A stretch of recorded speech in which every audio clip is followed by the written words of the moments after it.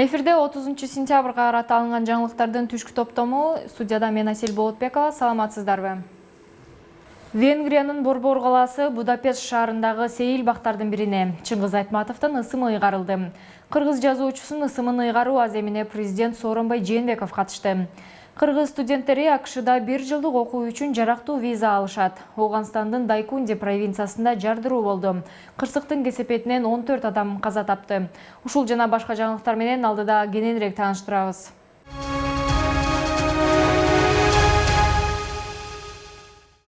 Венгрия өкмөтү Кыргызстанга насыя түрүндө 50 миллион доллар бөлүп берет. Бул тууралуу 29 сентябрда Будапештте президент Сооронбай Жээнбековдун Венгриянын премьер-министри Виктор Орбан менен жолугушуусунда айтылды. Кыргыз президентинин бул өлкөдөгү расмий сапарынын алкагында бир катар келишимдер менен катар Кыргыз-Венгр өнүгүү фондун түзүү жөнүндө меморандумга кол коюлду. Жээнбеков бул фонд ушул жылдын аягына чейин иштей баштайт деген үмүт бар экенин белгилеп, 50 миллион долларлык өлчөмдөгү насыялык линия алып жаткандыгын кабарлады. Ал тараптар саясий диалогту, парламент аралык байланыштарды жана экономикалык кызматташтыкты жакшыртмай болушканын билдирди. Эки өлкө ортосундагы стратегиялык өнөктөштүк жөнүндө биргелешкен декларацияга кол коюлганы маалымдалды. Мындан тышкары кош салыкты жоюу, инвестицияларды коргоо, саламаттыкты сактоо, экономиканы санариптештирүү, айыл чарбасы жана башка тармактардагы келишимдер да кабыл алынды.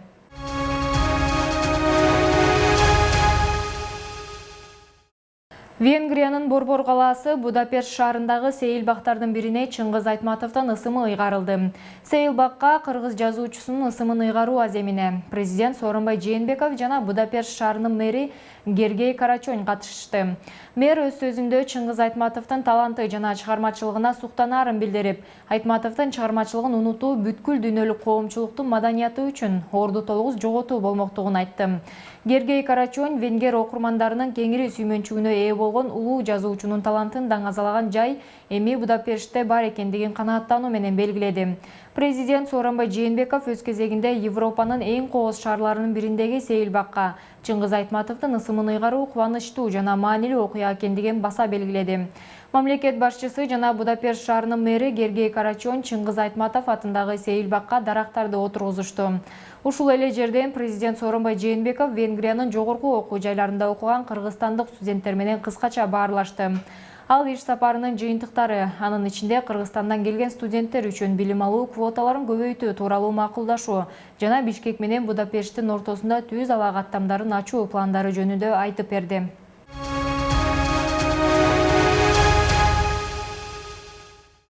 Мамлекеттик каттоо кызматы кабарлагандай, Кыргызстанда шайлоого добуш берүү укугу жок адамдардын жалпы саны 5,5 миллионго жакын. Мекеменин маалымат кызматынын маалыматына караганда, бүгүнкү күндө биометрикалык каттоого туруу укугу бар 437.384 кыргыз жараны мындай каттоодон өтө элек жана эски үлгүдөгү ID паспорт менен жүрөт. Мыйзам боюнча мындай жарандар шайлоого катыша алышпайт. Борбордук шайлоо комиссиясынын эсебинде Кыргызстанда шайлоочулардын жалпы саны 3,5 миллионго жакын. 16 жаштан жогорку курактагы жарандарды биометрикалык каттоого алуу тууралуу мыйзам 2014 жылдын июль айында кабыл алынган. Каттоону мамлекеттик каттоо кызматы бекер жүргүзөт.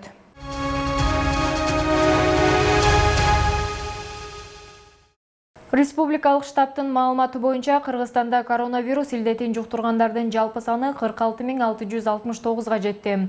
Акыркы сутка ичинде 147 адам ооруга чалдыкканы белгилүү болду.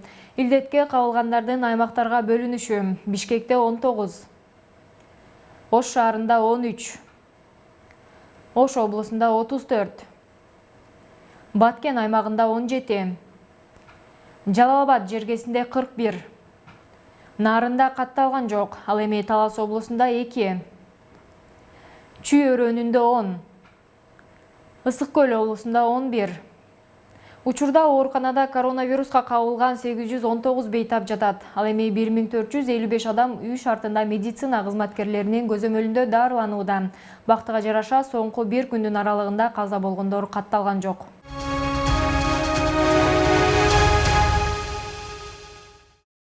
Саламаттык сактоо министрлигинин басма сөз кызматынын билдиргени боюнча, Бишкектеги стационарда ыктыярчы катары иштеп жүрүп көз жумган Адинай Мырзабекованын жакындарына 1 миллион сом компенсация тапшырылды.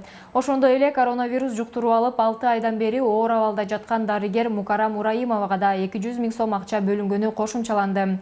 Эске сала кетсек, ыктыярчы Адинай Мырзабекова 13 июль күнү Бишкектеги стационарлардын биринде жумуш учурунда көз жумган. Ал болгону 21 жашта болчу.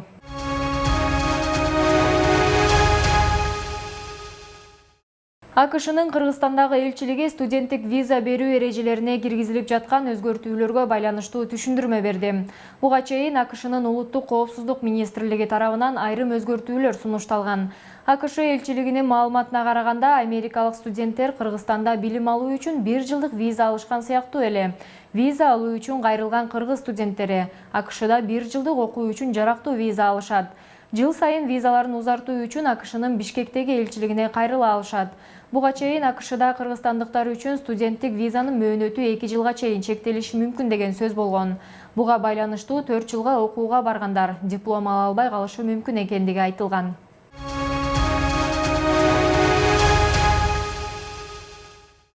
Бүгүн 30 сентябрда Бишкектин 1 май райондук сотунда Кайташ окуялары боюнча соттук отурум уланууда. Кийинки отурумга Кыргызстандын мурдагы президенти Алмазбек Атамбаевдин катышуусуна уруксат берилди. Жактоочу Сергей Слесарев Атамбаевдин соттук процесстерге катышуусун өтүнгөн. Себеби ага чейин мурдагы президент саламаттыгына байланыштуу отурумдарга катышуудан баш тарткан эле. Судья Марат Сыдыковдун чечими менен 2 октябрдагы отурумга Атамбаев катышат.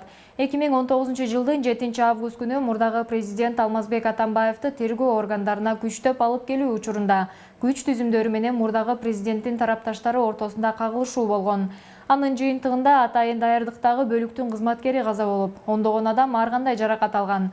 8 август күнү кечинде Атамбаев кармалып 1 май райондук соттун чечими менен ал УКМКнын тергөө абагында камакка алынган. Ал башка дагы бир топ оор беренелер боюнча айыпталууда.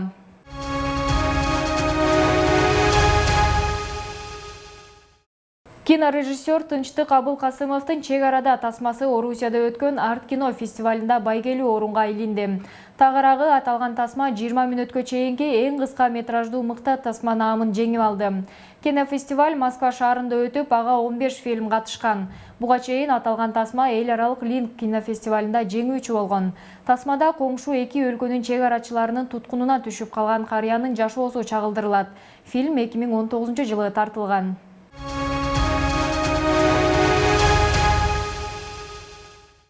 Учурда Армения менен Азербайжандын ортосунда болуп жаткан кагылышууларга дүйнө коомчулугу байкоо жүргүзүүдө. Көз карандысыздыгы таанылбаган өлкөдөгү абалга Европа биримдиги жана ошондой эле Россиядагы байкоо салып турат. Ал арада Туркия Азербайжандын кадамдарын колдой тургандыгын ачык жар салды. Россиянын мамлекеттик ишмери Дмитрий Песков бул отко май чачкандык деп эсептейт. Ал эми Бириккен Улуттар уюмунун коопсуздук кеңеши Тоолуу Карабактагы ири масштабтуу согуш аракеттери болуп жатканына тынчсыздануусун билдирди. Талкуу учурунда коопсуздук кеңешинин төрагасы Абду Абари Армения менен Азербайжан ок атышуусун токтотууга жана эч кандай шарт койбостон сүйлөшүүлөрдү баштоого чакырды. Ошондой эле Европадагы коопсуздук жана кызматташтык уюмундагы Минск кеңешмесинин алкагында толук колдоо боло тургандыгын билдирди. Эске салсак, 27 сентябрга караган түнү Армения менен Азербайжан чектешкен аймактагы Тоолуу Карабакта кагылышуулар болуп, эки тарап өз аймагында аскердик абал жарыялаган. Кагылышуунун кесепетинен эки тараптан тең 100 адам набыт болгон.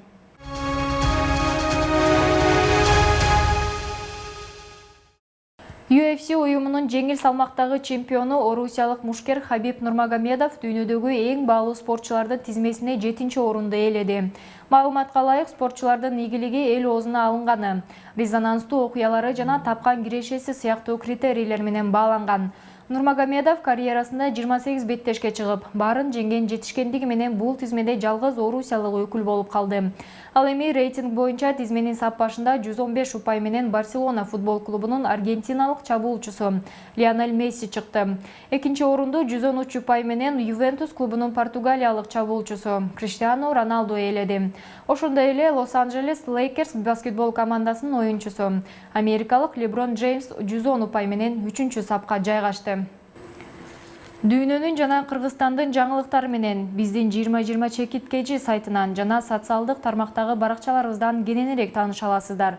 Ушуну менен түшкө алынган жаңылыктар соңуна чыкты. Кийинки эфир аркылуу жолугушканча сак саламатта туруңуздар.